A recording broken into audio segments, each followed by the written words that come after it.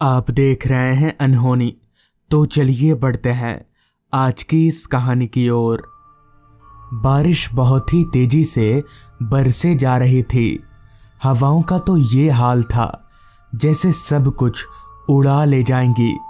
बाहर चल रही हवाओं को मैं बस के अंदर बैठकर भी साफ तौर पर महसूस कर पा रहा था। बस उस तेज हवा को चीरती हुई अपनी पूरी रफ्तार से आगे बढ़े जा रही थी।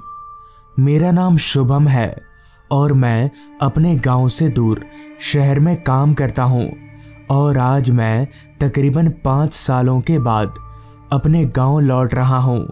सच कहूं तो परिवार वालों के बगैर मेरे लिए 5 साल गुजारना बहुत मुश्किल था, मगर हमारी आर्थिक हालत इतनी कमज़ोर हो चुकी थी कि मुझे 5 साल शहर में रहकर खुद को सेटल करना ही पड़ा, जो कि मैंने बहुत अच्छे से किया। खैर, बस अब मेरे गांव के रास्ते पर चल रही थी। 5 साल पहले का गांव और अभी का गांव दोनों में अभी तक तो मुझे कोई फर्क नहीं दिखा था। खैर, बस मेरे गांव के बस स्टॉप पर रुकी। बारिश अभी भी उसी तरह से हो ही रही थी, लिहाजा मैं बस से उतरकर दौड़ते हुए सीधे रमेश काका की चाय की दुकान में घुस गया। वहां बस से उतरने वाला मैं अकेला ही था। खैर, अच्छी बात तो ये थी कि चाय की दुकान खुली हुई थी। पहले पहले तो रमेश काका ने मुझे पहचाना ही नहीं, मगर बाद में वो मुझे पहचान गए। हालांकि रमेश काका मेरे गांव के नहीं थे, मगर मेरे परिवार वालों से उनकी अच्छी जान पहचान थी। तभी रमेश काका ने मुझसे कहा, पर शुभम बेटा, तुम इतनी रात गए घर कैसे जाओगे, वो भी इस बारिश में। इस पर मैंने एक नज़र हाथ घड़ी पर देखा तो वक्त हो रहा था रात के 9 बजे का। अभी ज़्यादा रात नहीं हुई है। मैं रमेश काका को ये बोलने जा ही रहा था कि तभी मुझे याद आया कि मैं शहर में नहीं बल्कि गांव में खड़ा हूँ। यहाँ रात के 9 बजना आधी रात के समान होता है। जिस पर मैंने रमेश काका से कहा, हाँ रात तो हो गई है, कोई रिक्शा मिलेगी अभी? मेरी इस बात पर रमेश काका बोले, रिक्शा? वो तो रात 8 बजे के बाद बंद हो जाती है ना, तुम भूल गए? इस पर मैंने कहा, अच्छा हाँ, मैं तो भूल ही गया था। इसका मतलब गांव में कोई बदलाव नहीं हुआ है। इस पर रमेश काका मुंह खींचते हुए बोल पड़े, ना ना, गांव में क्या बदलाव होगा। मुझे पता लग गया था कि यहाँ से घर तक का रास्ता मुझे पैदल ही तय करना पड़ेगा, मगर बड़ा सवाल ये था कि आखिर इस बारिश में कैसे, क्योंकि मौसम इतना खराब था कि पल भर के लिए भी मुझे खुले आसमान के नीचे जाना मुनासिब नहीं लग रहा था। पता नहीं कौन सा पेड़ कब मेरे ऊपर गिर जाए। जिस पर मैंने रमेश काका से पूछा, काका छाता है क्या आपके पास? इस पर रमेश काका ने कहा, छाता है बेटा मेरे पास, ये लो ले जाओ। इतना कहकर रमेश काका ने मुझे अपना छाता दे दिया, जिसके बाद मैंने उनसे छाता लिया और चलते हुए निकल पड़ा अपने गांव की ओर। रात के 9 बज रहे थे, मगर रास्ता देखकर लग रहा था कि वक्त आधी रात का हो चुका है। ठीक 5 साल पहले की तरह ना तो रास्ते पर कोई स्ट्रीट लाइट जल रही थी और ना ही कोई आदमी नजर आ रहा था। कहीं ना कहीं मैं अंदर ही अंदर घबरा रहा था, क्योंकि मौसम ही कुछ ऐसा था कि वैसे मौसम में कोई भी घबरा जाए।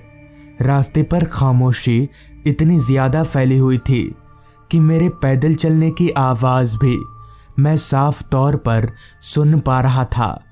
छाते पर टिपटिपाती बारिश की बूंदें और बीच बीच में गरजते बादल माहौल में एक अलग सा डर घोल दे रहे थे, जिसे लफ्ज़ों में बयां कर पाना मुश्किल ही नहीं बल्कि नामुमकिन है।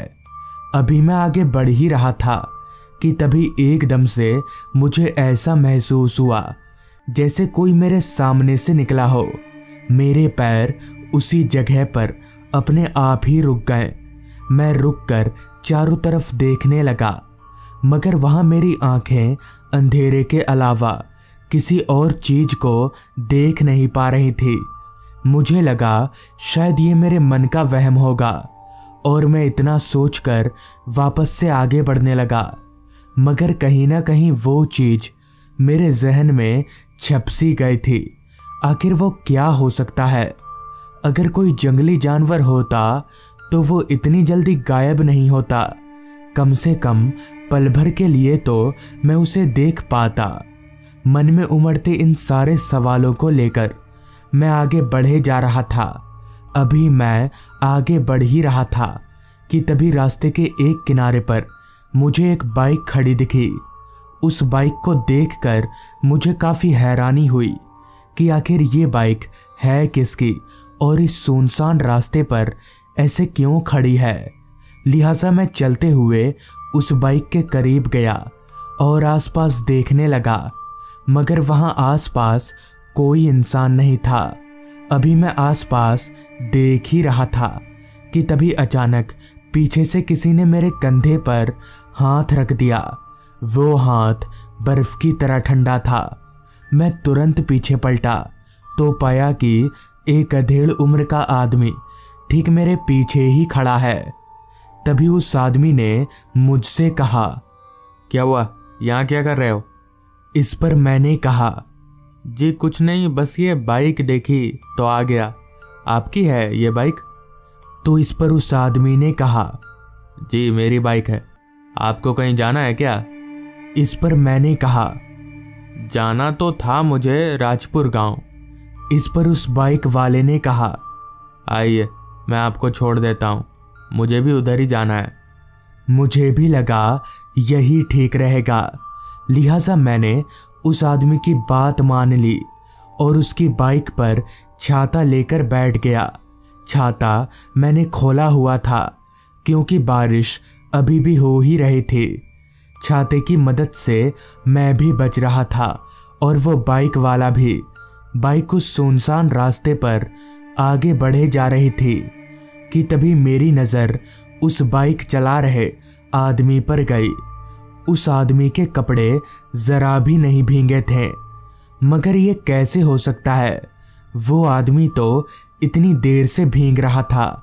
मैंने अपनी आंखों से उसे भीगते हुए देखा था, तो फिर उसके कपड़े सूखे हुए कैसे हो सकते हैं? मेरी कुछ समझ में नहीं आ रहा था। ये बात इतनी छोटी भी नहीं थी कि मैं इसे नज़रअंदाज कर दूं। कहीं ना कहीं मेरे दिमाग के एक कोने में ये बात बैठ चुकी थी। रात हर पल गहराती जा रही थी। जहां थोड़ी देर पहले तक रात के 9 बज रहे थे, वहीं अब रात के 10:30 बज रहे थे। खामोशी की चादर में पूरा रास्ता लिपटा हुआ था। रास्ते पर कोई इंसान तो दूर, जानवर तलक भी नजर नहीं आ रहा था। अभी मैं छाता पकड़कर बाइक पर बैठा ही हुआ था कि तभी मेरी नज़र बाइक के साइड मिरर पर गई, तो मैंने वहां जो देखा वो देखकर मेरे होश उड़ गए। मेरी सांसें तेजी से ऊपर नीचे होने लगीं, क्योंकि बाइक के साइड मिरर पर मुझे बाइक चलाने वाले का चेहरा नजर आ रहा था। उस आदमी का चेहरा मौत से भी ज्यादा खतरनाक था। उसकी आंखें लाल चमक रही थी और जुबान बाहर लटकी हुई थी। मुझे समझ नहीं आ रहा था कि अब मैं क्या करूं, अपनी जान कैसे बचाऊं। मैं इतना तो जान ही गया था कि अगर मैं यहाँ रुका तो मारा जाऊंगा, मगर जब तक बाइक नहीं रुकती मैं कुछ कर भी नहीं सकता था। मैं चुपचाप अपनी हिम्मत बांधे बाइक पर ही बैठा रहा, तब तक जब तक मुझे ये आवाज नहीं आई, आ गया आपका राजपुर गांव।